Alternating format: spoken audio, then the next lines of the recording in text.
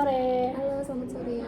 Perkenalkan, saya Elsia Kamera. Di sini saya sebagai konselor yang akan membersamai konseling pada hari ini. Saya di bawah bimbingan Supervisor Ibu Mordi Ningsi, MPC Sekolah. Terima kasih atas kehadiran Mbak untuk hadir pada hari ini. Sebelum masuk ke sesi konseling, saya akan menjelaskan bahwa konseling ini bersifat rahasia dan terjaga kerahasiaannya. Jadi Mbak tidak perlu khawatir. Namun jika nanti cerita Mbak ada informasi dari pihak ketiga, misalkan orang tua atau diri Mbak sendiri berada dalam situasi terancam, silakan melapor ke atasan atau supervisor saya. Sesi konseling ini akan dilakukan dalam waktu 30-45 menit ke depan, sehingga Mbak bisa menjelaskan terkait permasalahan dengan saya tanpa merasa terburu-buru, sehingga Mbak terasa nyaman. Oke, baik. Sebelum masuk ke sesi konseling, izinkan saya meminta data diri Mbak. Baik, Mbak. Apakah boleh? Boleh? Oke. Kalau boleh tahu namanya Mbak siapa? Via. Iya. Tanggal lahirnya Mbak? Bandung. Bandung. 26 Februari 2001.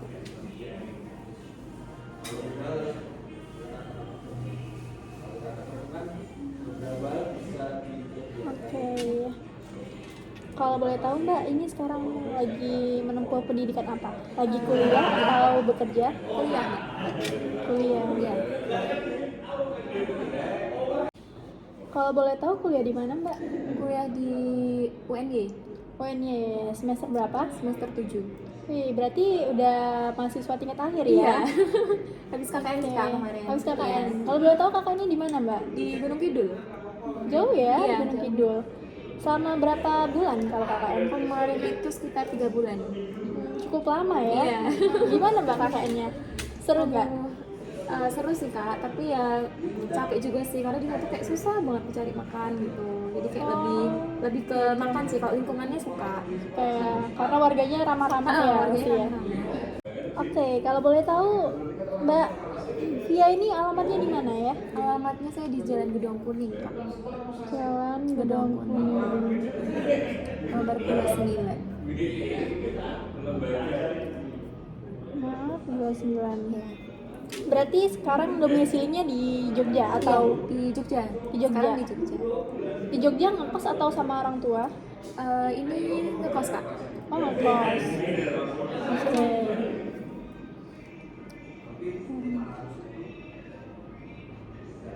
Oke, kalau boleh tahu Mbak Via itu anak keberapa dari berapa bersaudara? Saya anak kedua dari 2 bersaudara, Kak. Oh, berarti anak terakhir Iya, ya? anak terakhir, anak bungsu. Iya. Oke. Maaf nih Mbak, kalau boleh tahu agamanya apa ya? Agamanya Kristen, Kak. Kristen Kristen. Protestan. Iya.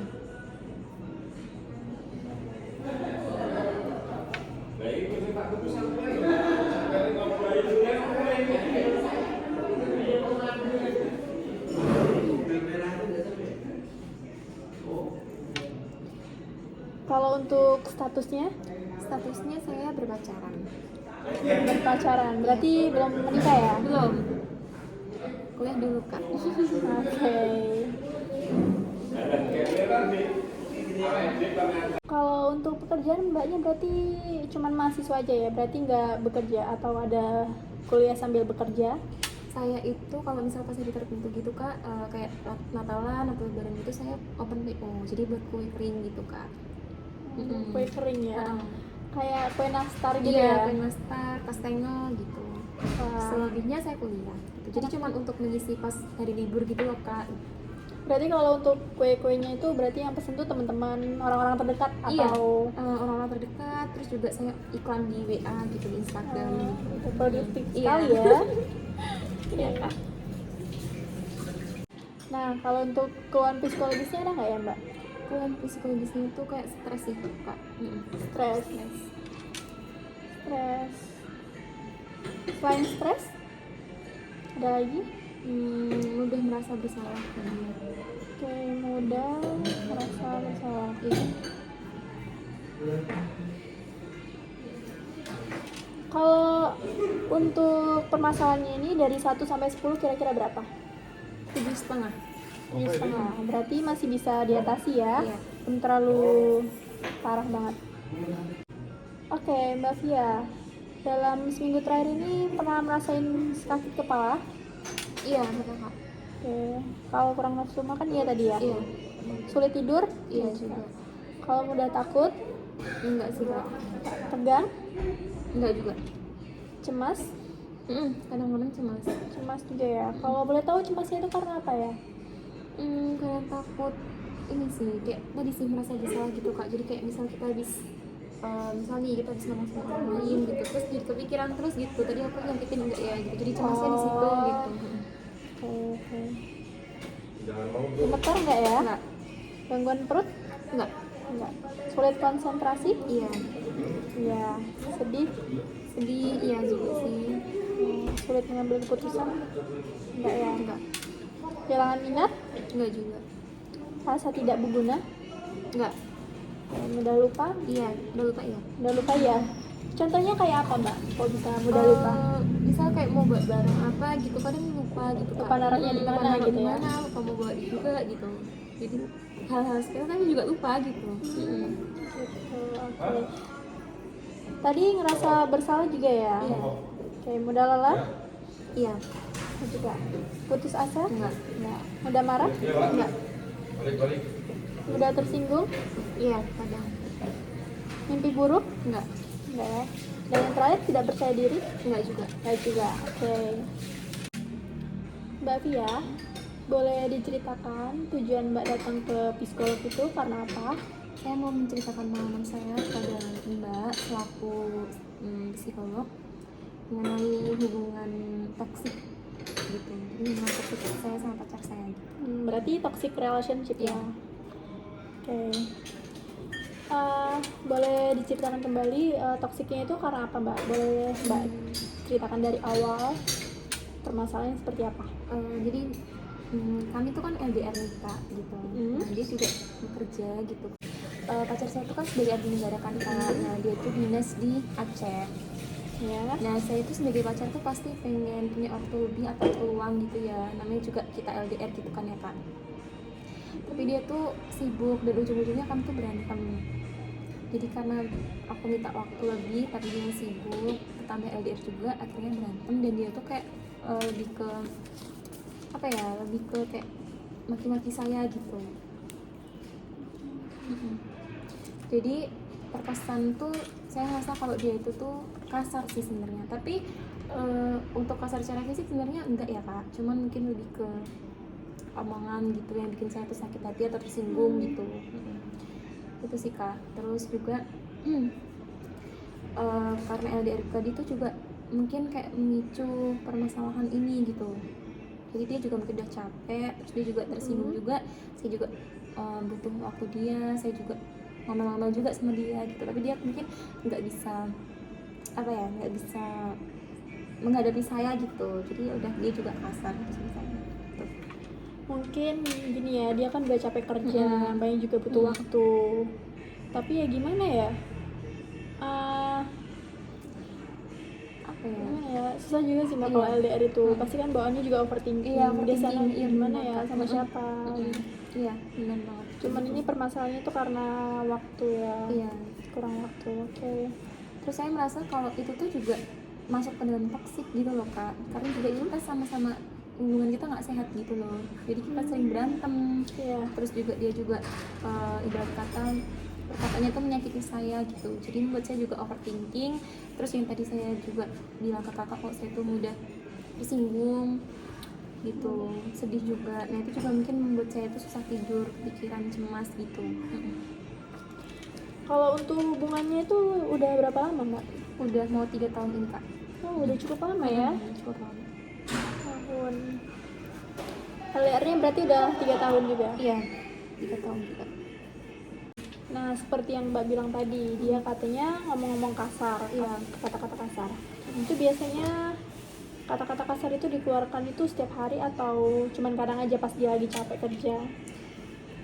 Karena kita tuh berantemnya hampir setiap hari ya kak, karena tadi tuh jadi ya hampir setiap hari terhitung sih kayak dia maki-maki saya gitu. Tapi setelah itu dia ada kayak minta maaf Iya, gitu nggak? ada etikat untuk minta maaf, terus juga untuk menenangkan saya sih sebenarnya gitu. Tapi saya tuh mudah tersinggung kak, jadi apa yang dia ucapin tuh saya kepikiran terus gitu. Dibawa ke hati ya. Dibawa ke hati. Ya biasa sih mbak, kalau cewek mah kayak gitu. Iya, lebih ke berperasaan ya kak ya. Oke, selanjutnya ada lagi mbak yang mau diceritakan?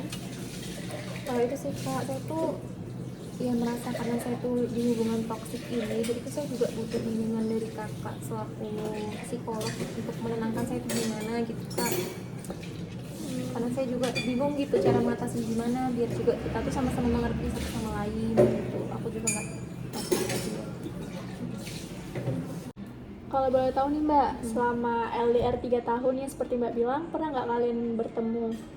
Pernah kak, karena sebelum kami LDR jauh di Aceh itu kami pernah LDR di Jakarta. Jadi dia dinas di Jakarta, terus kita juga LDR, tapi kita tetap bertemu di hari libur Sabtu Minggu atau misalnya hari perayaan hari besar gitu, dia pulang gitu. Dia Jumpai pulang saya. ke Indonesia. Kalau untuk di Aceh ini udah berapa tahun? 1,5 tahun kak. 1,5 tahun. Iya, 1,5 tahun ini. Tapi udah pernah pulang belum ya? Belum. Belum. Ya rencananya sih tahun depan sih kak. Baru bisa pulang gitu. Oke, seperti yang mbak bilang tadi, kan dia ngomong kata-kata kasar ya. Ya. Kalau boleh tahu kata-kata apa yang sering dia ucapin ketika dia lagi marah? Ya kayak dia ngatain aku bodoh gitu kak, terus kayak aku nggak berguna gitu. Itu tuh sepele, nggak sepele juga sih kak, tapi itu tuh bikin aku tuh sakit hati gitu. Jadi aku kadang kayak ngambek gitu, langsung merasa nggak berguna juga sih. Iya mbak ya. Jadi kita tuh sebagai cewek tuh ngerasa gimana ya? Kok dia tega sih ngatain kayak gitu, gitu kan? Jujur ya kak, kalau pribadi saya tuh lebih mudah tersinggung gitu. Jadi orangnya tuh dikit-dikit dipikirin gitu loh kak. Mungkin sepele aja tuh kayak kepikiran gitu, omongan orang dikit aja kepikiran gitu. Dengan dia ngatain kayak itu juga aku juga ngerasa langsung kayak mudah tersinggung gitu, karena aku tuh jujur aja aku tuh kayak apa ya kak, berhati kecil gitu loh kak, jadi gampang kepikiran gitu intinya. Gampang kepikiran, Iya, walaupun nggak enakan, nanti, gampang kepikiran gitu. walaupun nanti udah baikan tetap aja masih membekas, membekas ya. masih membekas. Oke. Dan itu yang bikin aku tuh merasa jadi kayak flashback lagi, jadi tiap kita baikan aku nanti bukan ngulang, ingat hal yang kemarin gitu, jadi buat kita berantem lagi, dibahas lagi gitu loh kak. Itu dibahas. Tadi kan permasalahan mbaknya toxic relationship ya. Selain berkata kasar, selain apa ya, kayak kurang waktu, ada lagi nggak yang permasalahan seperti dia tuh bohongin mbak atau dia selingkuh, pernah nggak? Bentar kak, selingkuh kayaknya pernah kak, selingkuh. Iya, pernah selingkuh kak, itu tapi udah setahun yang lalu. Jadi apa ya, mungkin karena di lingkungan militer gitu ya kak. Iya. Jadi untuk apa sih kak, lebih tertekan gitu mungkin ya dia ya. Nah itu tuh dia itu kenalan sama juniornya Sesama tentara juga. Iya, tentara juga. Tapi dia tuh ngakunya itu cuma sebatas junior, karena aku ngebimbing juniorku gitu-gitu. Tapi menurut aku tuh itu tuh kurang masuk akal gitu loh kak. Karena ya senior yang lain tuh masih banyak, kenapa harus dia bimbing kemana-mana harus berdua gitu. Nah, terus akhirnya ketahuan itu lewat DM Instagram. DM Instagram, berarti mbaknya pegang Instagramnya ya? Saya pegang Instagramnya dia.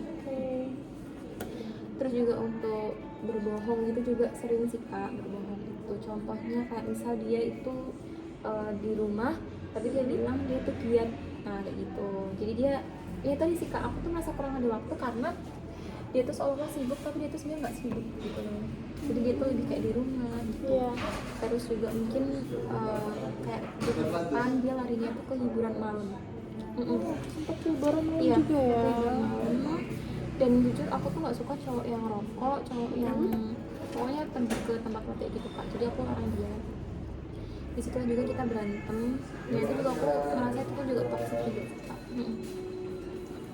Gitu. Tapi mbak pernah nggak sih kayak minta Sherlock lokasi sekarang gitu loh, kayak Sherlock gitu, pernah nggak sih? Nah, tapi ya cuma beberapa kali aja sih kak, karena menurut aku juga nggak begitu ngaruh sih di aku. Kadang kan ada tuh yang tipe orang yang kemana-mana harus Sherlock, kamu lagi di mana, gini-gini sama siapa gitu kan. Aku lebih seringnya minta pap kak dia di mana gitu. Jadi biar aku tahu, oh dia kalau dia diet, aku suruh pap dia diet apa gitu. Kalau yang tadi nih yang Mbak bilang dia pernah ke hiburan malam gitu, sebelumnya Mbak pernah feeling gitu nggak sih kalau misalkan dia ke tempat seperti itu gitu? Pernah kak, karena aku juga ada beberapa nge-follow senior dia dan buat story di malam gitu. Terus aku juga kayak overthinking lah ya kak gitu kan. Dia ke situ nggak ya gitu. Terus kamu sempet nanya ke seniornya itu? Pernah nanya nggak? Belum sempet nanya. Nanya. Tapi aku pernah lihat di video HP-nya di galeri. Ada juga temennya buat story, ada dia juga di situ. Terus aku tanya juga sama dia klarifikasi, tapi dia nggak mau klarifikasi. Gak mau klarifikasi, tapi dia jujur nggak sih? Beberapa kali dia jujur, tapi untuk belakangan setelah itu enggak. Tapi aku tahu kak, karena ya aku pernah mergokin dia gitu sebelumnya. Jadi aku mikir biasanya kesalahan kayak gitu tuh terulang lagi gitu kan kak. Jadi aku mikirnya kayak gitu.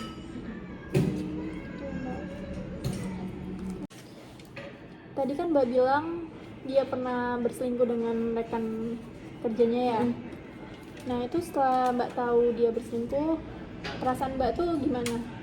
Jujur kecewa, kesel juga sih kak. Terus aku juga waktu itu juga sempet chat ke cewek itu, aku tanyain hubungannya apa sama cowokku gitu. Iya. Jadi bilang sama, cuma sebatas junior sama senior gitu. Sebatas junior dan senior ya. Tapi aku tetap feeling kita pasti kuat gak sih kak? Gitu kan, pasti nggak lebih dari itu gitu.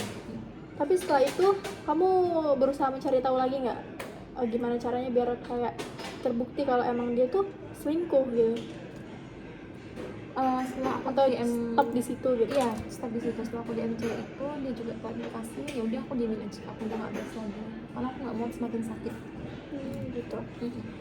Setelah kejadian itu pernah nggak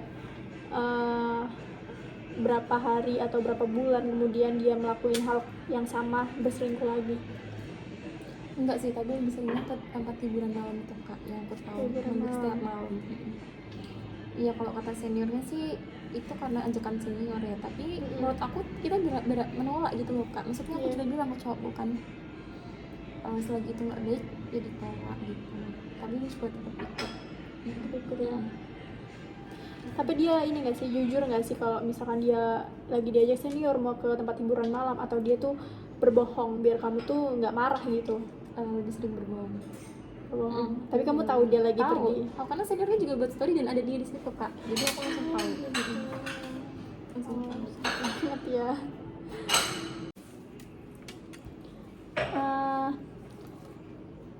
Sekarang boleh Mbak tunjukin foto yang menggambarkan diri Mbak sekarang ini, perasaan Mbak saat ini.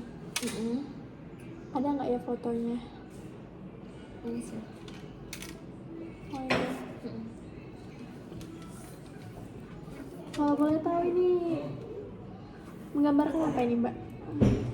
Fotonya Pura-pura senyum di balik hati yang terluka kali ya kak. Pura-pura senyum gitu. Berarti ini senyumnya kayak terpaksa gitu ya, palsu ya. Palsu, jadi biar orang tuh gak tahu aku tuh baru sedih sih kak. Sebenarnya sedih juga sih. Nah Mbak Via, menurut Mbak apa yang Mbak inginkan dari jawaban Mbak tadi? Saya pengen solusinya kak, biar saya tuh gak mudah marah. Terus juga saya pengen solusi biar saya tuh bisa menentukan keputusan yang baik dan benar. Oke, kalau untuk rencana Mbak ke depannya? Saya tuh sebenarnya bingung sih kak, saya masih pengen mempertahankan hubungan ini, tapi juga saya capek. Nah, saya minta saran dari kakaknya sebagai psikolog. Oke, berarti minta saran dari saya ya. Kalau dari saran saya itu Mbak itu harus membicarakan permasalahan Mbak ini dengan orang yang terpercaya seperti keluarga atau teman terdekat Mbak. Nah tapi kalau menurut saya sih lebih ke keluarga ya, karena keluarga kan juga udah pernah mengalami yang kita alami sekarang gitu. Jadi lebih bagus ke orang tua sih. Kadang kalau teman ini cuman cuman pengen tahu gitu loh. Jadi dia tidak bisa mengasih saran dan solusi. Gitu. Nah, yang kedua itu Mbak itu tetapkan batasan yang jelas dalam hubungan. Jadi Mbak itu harus kayak tegas, ini hubungannya itu seperti apa, apa ya, hubungannya ini serius apa enggak gitu. Kalau emang serius ya udah kamu kasih aku kepastian gitulah. Dan kita tuh ya jangan apa ya, mau cuman di apa ya, perbudak gitu loh, kayak cuman dimain-mainkan gitu Mbak. Iya Mbak. Nah yang selanjutnya itu Mbak itu lebih prioritasin kesehatan mental dan kesejahteraan diri sendiri. Ini yang lebih utama Mbak. Kesejahteraan diri sendiri itu kayak gimana ya Kak contohnya? Kalau kesejahteraan diri sendiri itu kayak seperti misalkan Mbak lagi marah, lagi sedih, itu lebih ke healing aja sih Mbak. Kita me time ke diri Refresh kita, gitu ya, Kak, refresh, ya? biar nggak terlalu kepikiran banget sama Oh, masalah itu iya gitu. sih.